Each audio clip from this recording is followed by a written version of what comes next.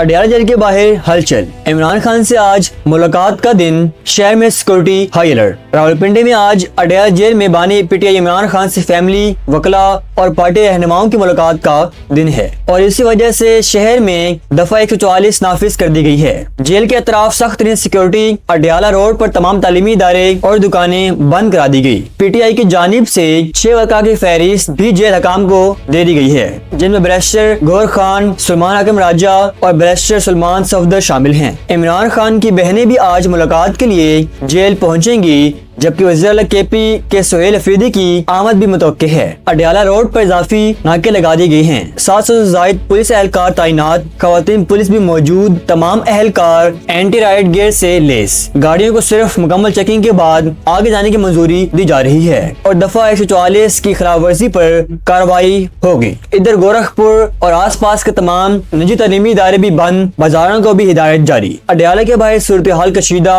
मगर सिक्योरिटी इदारे अलर्ट हैं।